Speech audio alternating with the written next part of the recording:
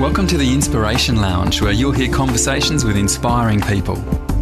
You'll find out not only what my guests do, but also a bit about what makes them tick. I'm Andrew Travis and I'm a radio host in Byron Bay, Australia. Thanks for joining me.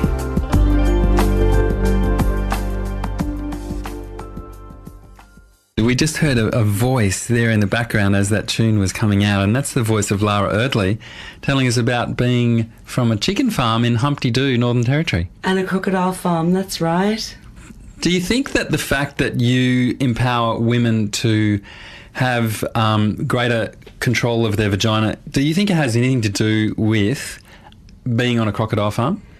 In your formative years? No, I don't think so. I suppose if we look at my formative years, I think it's got a lot to do with actually being in quite a dysfunctional family and having being abandoned by my parents, and that led me to a very spiritual, overly kind of intellectual, spiritual journey, and through that search for enlightenment, I suppose, I ended up looking at a lot of what we call esoteric energies like Kundalini or Chi, or looking at the chakras, and in some way that certainly has a bearing on why it is that I was looking at these electrical energies within the body. So that search led me on to very deep Hindu ideologies. Just before we get to the Hindu ideologies, sorry to interrupting. That's fine. We'll go back to the start, because I started by saying something a bit outrageous, and my question was a little bit out there. So pelvic floor exercises are how I introduced you, because that's a specialty that can help people, men and women, with pee control first up, hey? That's right, absolutely. Absolutely. So I guess I was thinking at more high end where those pelvic floor exercises originate. If you look at light bladder leakage, incontinence, we're looking at a statistical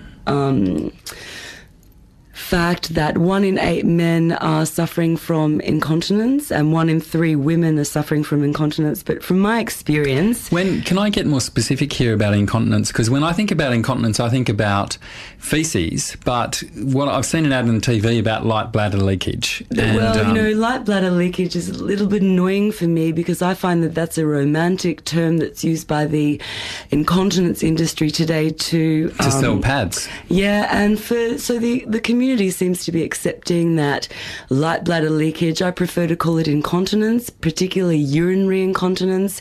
Fecal incontinence is where we have the bowel prolapsing, which is falling down out of the vagina or the rectum, or blocking passages. So I don't deal so much with fecal incontinence. I'm very passionate about urinary incontinence, so we could say light bladder leakage, but for the sake of this program, let's actually call it what it is, and that's incontinence. So it is 1 in 3 women. I do feel... In Australia, hey? And 2 in 3 in America, but I think it's actually more. And, it's interesting because we go around to the gym, we might be, doing a lot of weights, doing a lot of squats, etc. And we're looking after our external body and we want to be really sexy, but actually we never do weights internally. We never really think about how to correctly perform an elementary pelvic floor lift from the perineum. God forbid, we never say the word perineum, which we really want to fall in love with that word. We certainly never say anus. We certainly never say a vagina. We might walk around and say, look, I've got high blood pressure, I've got diabetes, I've got a sore foot. You never say...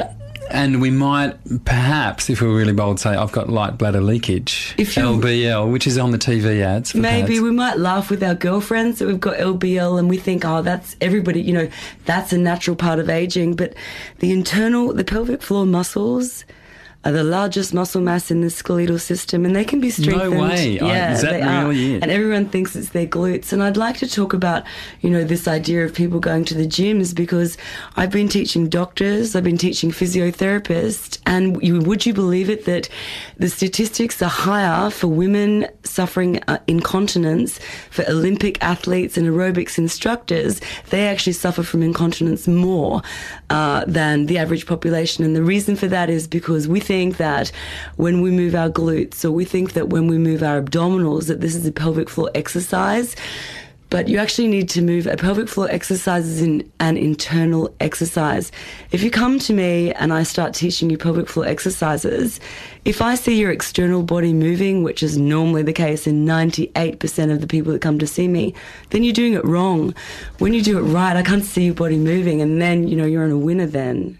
We're going to go to a song, and I'm going to put myself on the line here, and I'm going to actually, after the song, I'm going to get you to talk me through how to lift my perineum without moving any other muscles. Fantastic. We're going to do it on air. Great. Because we don't have to get naked, do we? I can just sit in my chair. It's not like that. Because I don't tend to get naked on air. It's not I like to do outrageous things on air, but I don't. No examinations, no internal examinations, and okay, so it's pretty G-rated, really, isn't it? It's Absolutely. educational, it's G-rated. Absolutely. We will be using words like anus and vagina occasionally in this interview.